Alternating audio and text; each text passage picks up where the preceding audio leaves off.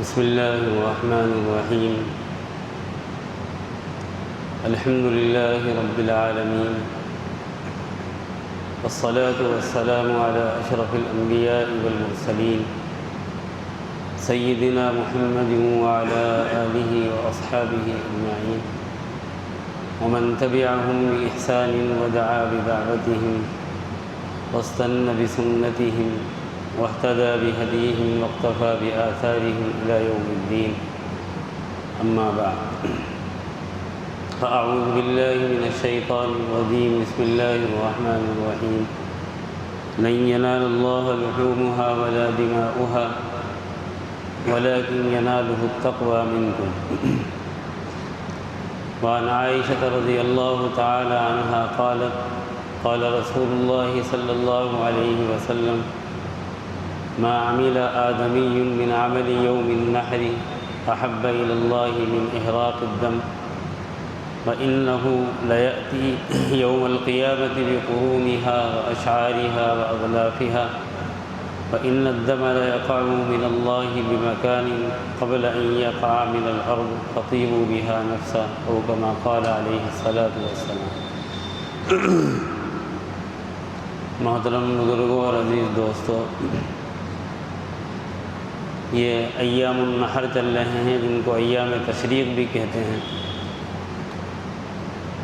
حضور اکرم صلی اللہ علیہ وآلہ وسلم کی سنت اور آپ کا طریقہ ان 3 دنوں کے اندر جو امت کو بتلایا گیا ہے وہ یہ ہے کہ اللہ کو راضی کرنے کے لیے قربانی کی جائے۔ حضرت ابراہیم علیہ السلام کی اس سنت کو زندہ کیا جائے جو انہوں نے اللہ کو راضی کرنے کے لیے کرنے کا ارادہ فرمایا، اور اللہ رب العزت نے اس کو قبول فرمایا۔ حضرت ابراہیم کا یہ ایک امتحان تھا اور آزمائش تھی، جس کے بارے میں اللہ تعالیٰ کو پہلے سے معلوم تھا کہ حضرت ابراہیم اس امتحان میں ہی نہیں بلکہ اگر ان کا امتحان اس سے بڑا لیا جائے تو اس میں بھی کامیاب ہوں گے۔ عام طور پر صرف یہ کہہ دیا جاتا ہے کہ حضرت ابراہیم کا امتحان لینے کے لیے اللہ تعالیٰ نے ایسا کیا، تو اللہ تعالیٰ تو پہلے سے جانتا تھا کہ حضرت ابراہیم کا ارادہ کیا ہے، ان کے جذبات کیا ہیں، اللہ سے ان کا تعلق کیا ہے۔ امت ابراہیمی یعنی حضرت ابراہیم علیہ السلام سے لے کر قیامت تک آنے والے انسانوں کے لیے اللہ تعالیٰ کو ایک نمونہ چھوڑنا تھا، اور انسانوں کے سامنے حضرت ابراہیم کی یہ مثال بیان کرنی تھی کہ اللہ سے جب کوئی محبت کرتا ہے تو وہ اللہ کے لیے کیا کچھ کر سکتا ہے۔ حضرت ابراہیم علیہ السلام نے اللہ کی محبت کا جو نذرانہ پیش کیا وہ اپنے بیٹے کی شکل میں پیش کرنے کا ارادہ فرمایا، جس کو اللہ تعالیٰ نے قبول فرمایا، اور نبی اکرم صلی اللہ علیہ وسلم کی امت کے اندر بھی اس سنت کو جاری کیا گیا، حتیٰ کہ حضرت عائشہ صدیقہ رضی اللہ تعالی عنہا فرماتی ہیں کہ ایام النحر میں ابن آدم جو بھی عمل کرتا ہے، آدم کے اولاد میں سے، نبی اکرم صلی اللہ علیہ وسلم کی امت میں سے کوئی بھی نیک عمل اللہ کو راضی کرنے کے لیے ان دنوں کے اندر اگر کوئی کرتا ہے تو ان اعمال میں سب سے بہترین عمل اللہ تعالیٰ کے لیے قربانی کرنا ہے۔ اور اس کی وجہ آپ صلی اللہ علیہ وسلم نے یہ بیان فرمائی کہ وَإِنَّهُ لَيَأْتِي يَوْمَ الْقِيَامَةِ بِقُرُونِهَا وَأَشْعَارِهَا وَأَغْلَافِهَا، کہ قیامت کے دن وہ جانور جس کو کہ اللہ کی راہ کے اندر قربان کیا گیا ہے اللہ کو راضی کرنے کے لیے، اللہ کے رسول صلی اللہ علیہ وسلم کی اور حضرت ابراہیم کی سنت کو زندہ کرنے کے لیے، وہ اس حال میں آئے گا قیامت کے دن کہ اس کے سینگ بھی ہوں گے، اس کے کھر بھی ہوں گے، اور اس کے بال بھی ہوں گے، یعنی صحیح سالم جانور جس انداز سے تم نے اللہ کی راہ کے اندر قربان کیا ہوگا اس طرح کا جانور اللہ کے حضور کے اندر حاضر ہوگا۔ اور ایک روایت میں تو یہ بات بھی کہی گئی ہے کہ سمنوا ضحایاکم فإنہ علی الصراط مطایاکم، کہ اپنے قربانی کے جانوروں کو فربا کیا کرو، خوب تندرست کیا کرو، اس لیے کہ پلسرات پر یہ تمہاری سواری کا کام دیں گے۔ اور آپ صلی اللہ علیہ وسلم نے یہ بھی ارشاد فرمایا کہ وَإِنَّ الدَّمَ لَيَقَعُ مِنَ اللَّهِ بِمَكَانٍ قَبْلَ أَن يَقَعَ مِنَ الْأَرْضِ، کہ جانور کی قربانی کرتے وقت خون کا قطرہ زمین پر گرنے سے پہلے اللہ تعالیٰ اس بندے کی مغفرت فرما دیتے ہیں جو بندہ اللہ کے لیے قربانی کرتا ہے۔ کوئی سا بھی عمل ہم اٹھا کر دیکھ لیں، انسان کی پیدائش سے لے کر مرنے تک، آپ صلی اللہ علیہ وسلم کی بعثت سے قیامت تک ایسا نہیں ہے جس کے اندر اتنا کرنٹ فائدہ بتلایا گیا اور اتنا نقد فائدہ بتلایا گیا ہو کہ یہ عمل کیا نہیں کہ اور یہ مغفرت، بلکہ عمل پورا ہونے سے پہلے مغفرت۔ اس کے اندر دو چیزیں ہیں، ایک تو آپ صلی اللہ علیہ وسلم کا طریقہ ہے، اور دوسرے حضرت ابراہیم جو کہ خلیل اللہ تھے، جن کو خلیل اللہ کا لقب ملا، اللہ کے دوست تھے وہ، ان کی سنت کو اور ان کے اس جذبے کو یاد کرنا ہے جو جذبہ انہوں نے اللہ رب العزت کے رضا کے لیے دنیا کے اندر انجام دیا، تو انہوں نے اپنے بیٹے کی قربانی پیش کی۔ اس لیے اللہ کی طرف سے یہ بات بالکل صاف صاف بیان کی گئی حضور اکرم صلی اللہ علیہ وسلم کی زبانی کہ خون کا قطرہ زمین پر گرنے سے پہلے اللہ تعالیٰ مغفرت فرما دیتا ہے اس بندے کی جو اللہ کو راضی کرنے کے لیے قربانی کرتا ہے۔ فطیبوا بہا نفسا، لہذا تم قربانی کر کے اس مراد کو پالو، قربانی کر کے خوش ہو جاؤ۔ اگر تم نے قربانی کی ہے تو قربانی کرنے کے بعد میں تنگی محسوس نہ ہو کہ اتنا پیسہ قربانی کے اندر چلا گیا، ہم اتنا بڑا جانور لے آئے، اس سے بہتر تو یہ کوئی چھوٹا جانور لے آتے،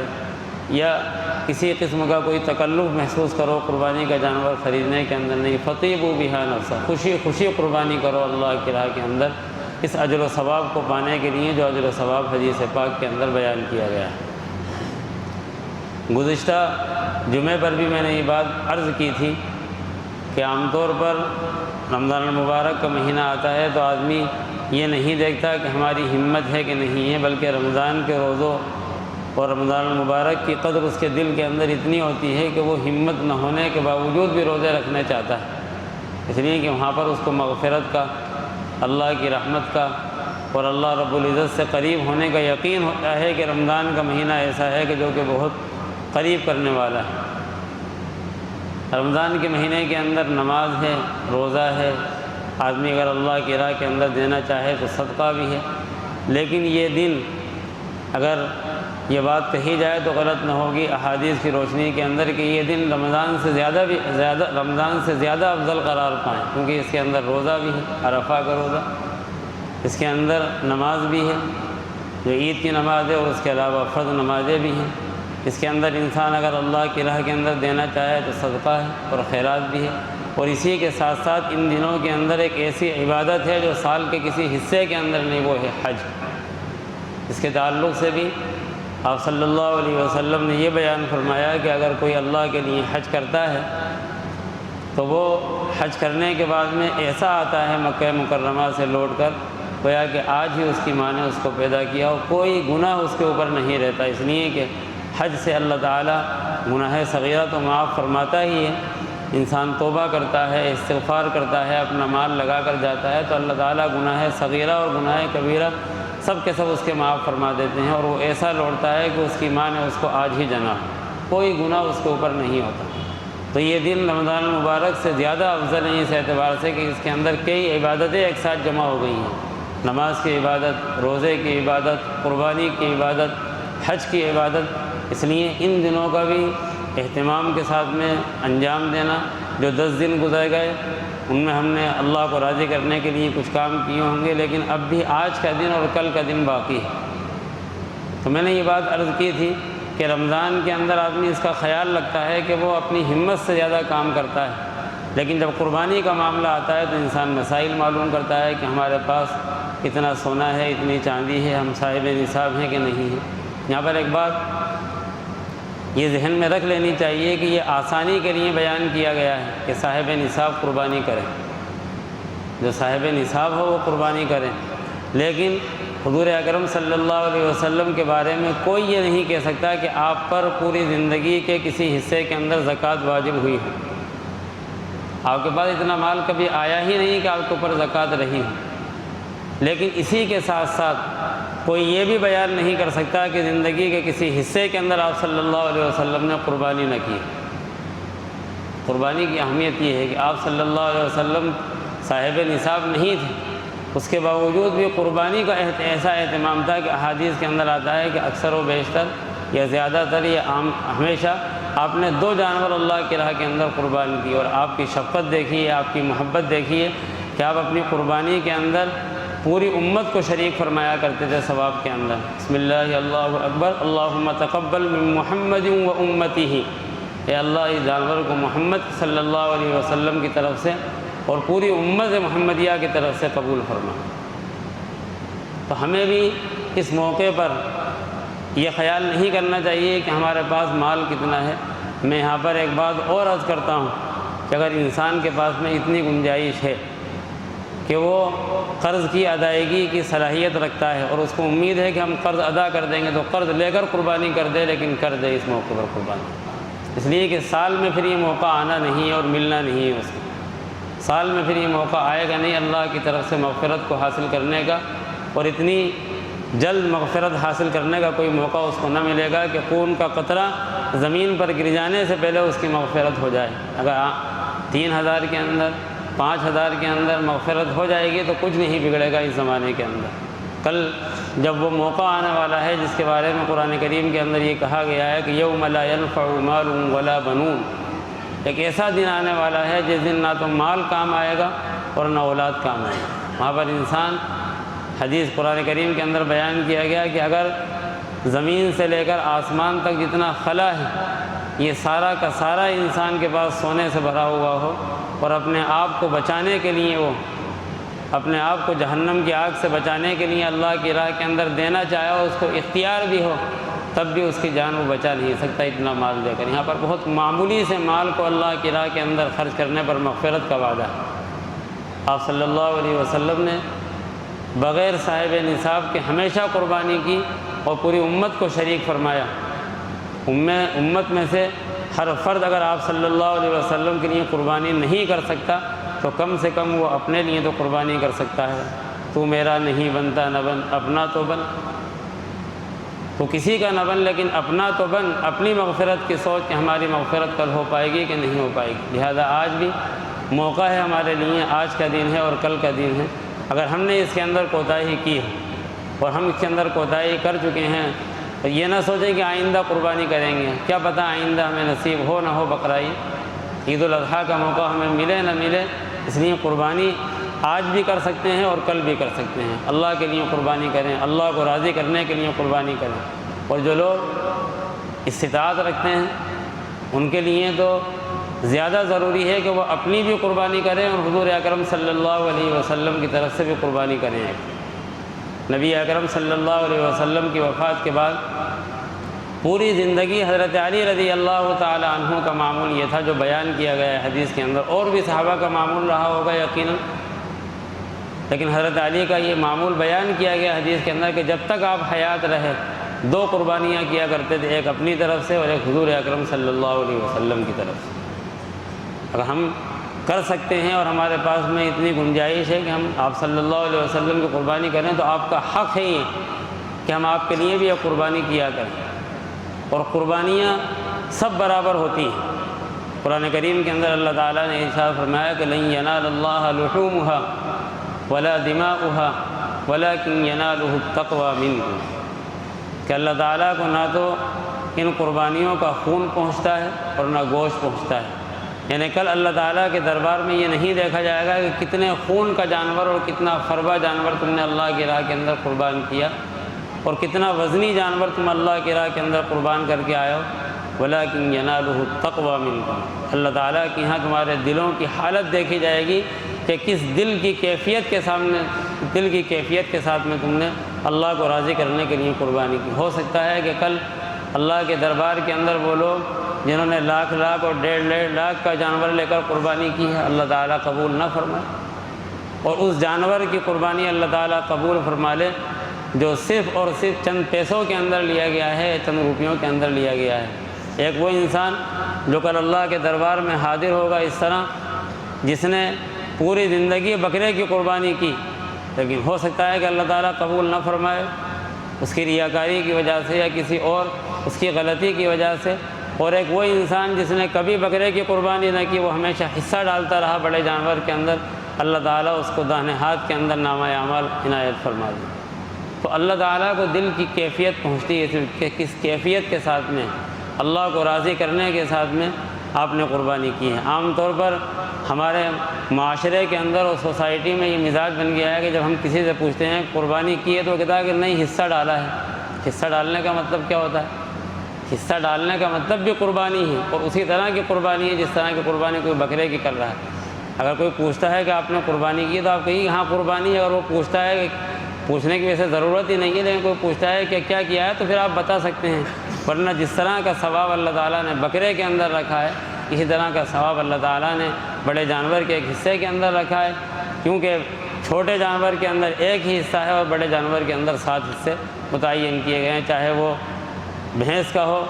پاڑے کا ہو، چاہے وہ اونٹ کا ہو یا اور دیگر جانوروں کا ہو۔ اللہ تعالیٰ نے اس کے اندر 7 حصے رکھے ہیں۔ تو ان 2-3 چیزوں کا خیال ہم رکھیں کہ ایک تو اپنی قربانی کو کبھی بھی حقیر نہ سمجھیں۔ اللہ تعالیٰ کا ارشاد ہے ایک حدیث قدسی کے اندر کہ انا عند ظنی عبدی بی، کہ میں اپنے بندے کے گمان کے مطابق عمل کرتا ہوں۔ بندے کا جس طرح کا تعلق اللہ تعالیٰ سے ہوتا ہے اور بندہ اللہ تعالیٰ سے جس طرح کے ثواب کی امید رکھتا ہے، اللہ تعالیٰ اسی طرح کے ثواب اور اسی طرح کی مغفرت اس کو عنایت فرماتا ہے۔ جب ہم خود اپنے عمل کو حقیر سمجھتے رہیں گے اور جب ہم خود اپنی قربانی کو حقیر سمجھتے رہیں گے اور لوگوں کے سامنے بیان کرنے کے اندر شرمائیں گے کہ ہم نے تو جانور کے اندر حصہ لیا ہے، تو اللہ تعالیٰ کا معاملہ بھی ہمارے ساتھ میں ایسا ہی ہوگا۔ جب اللہ تعالیٰ کے رسول صلی اللہ علیہ وسلم نے یہ اختیار دیا ہے کہ آپ جس طرح کا چاہیں جانور قربان کریں، اپنی حیثیت کے مطابق ہونا چاہیے، لیکن آدمی اپنی حیثیت کے مطابق کرے قربانی، لیکن اگر ہماری حیثیت بہت معمولی جانور کی ہے تو شرمائے نہیں ہم، اس لیے کہ اللہ تعالیٰ تو چھوٹے سے عمل پر بڑا اجر عنایت فرمانے والا ہے۔ حدیث شریف میں آتا ہے کہ کل قیامت کے دن جب انسان اللہ کے دربار میں حاضر ہوگا تو اس کے سامنے ایک بہت بڑا اجر لا کر رکھا جائے گا۔ بندہ حیرت سے پوچھے گا کہ باری تعالیٰ ہم نے تو اتنا بڑا کام کبھی دنیا کے اندر کیا ہی نہیں، یہ اتنا بڑا اجر کائے کا مل رہا ہے ہمیں؟ اللہ تعالیٰ فرمایا کہ فلاں موقع پر تم نے فلاں نیکی کی تھی۔ بندہ آج کہے گا کہ باری تعالیٰ وہ تو بہت معمولی سا کام تھا۔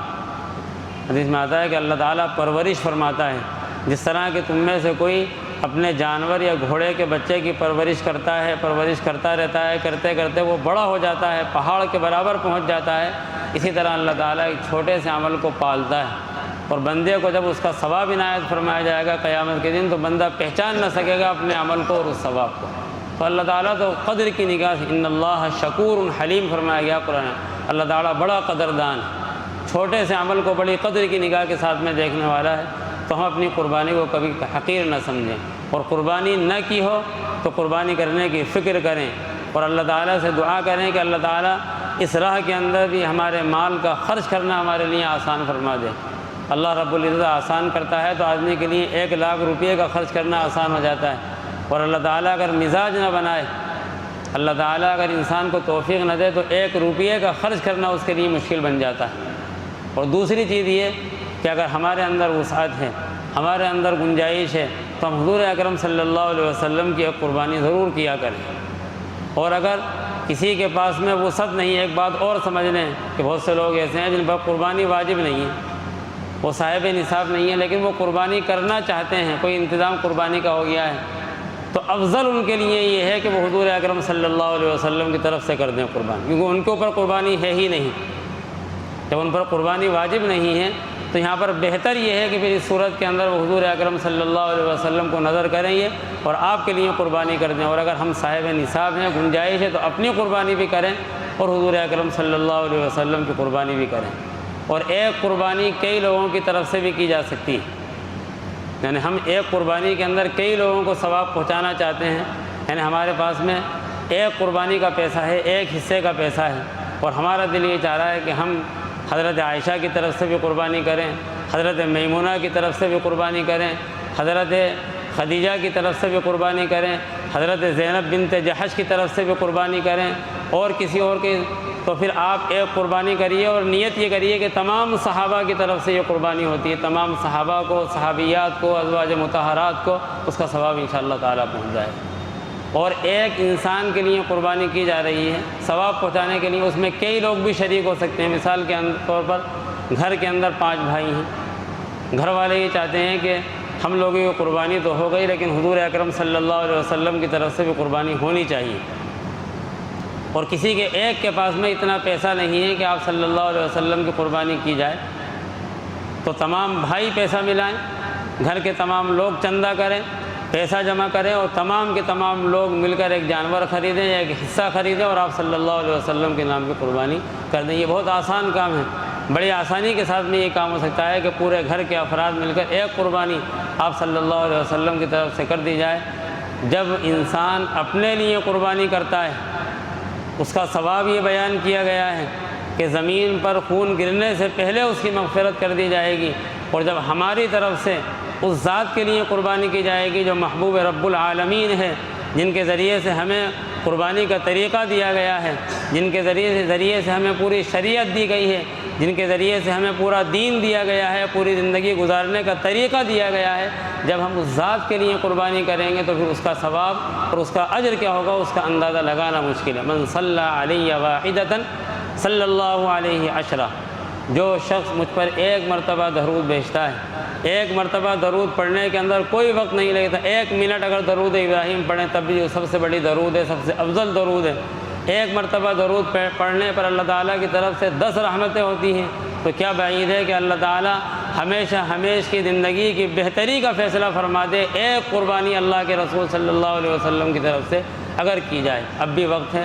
ہم میں سے جو لوگ گنجائش رکھتے ہیں وہ کوشش کریں کہ کل کا دن گزرنے سے پہلے اگر ہم صاحب نصاب ہیں تو اپنی قربانی انشاءاللہ ہم کریں گے کل کا دن گزرنے سے پہلے، اور اگر اللہ تعالیٰ نے اس سے زیادہ گنجائش دی ہے تو ہم انشاءاللہ نبی اکرم صلی اللہ علیہ وسلم کی طرف سے بھی قربانی کریں گے۔ انشاءاللہ اس کا بہتر اجر دنیا کے اندر بھی ملے گا، آخرت کے اندر بھی ملے گا، زندگی کے اندر تبدیلی آئے گی۔ اللہ کی راہ کے اندر خرچ کرنا اور نبی اکرم صلی اللہ علیہ وسلم کے طریقے کو زندہ کرنا انشاءاللہ ہمارا شعار بن جائے گا۔ اللہ تعالی ہمیں سب کو توفیق سے نوازے، آمین۔ وآخر دعوانا ان الحمد للہ رب العالمین۔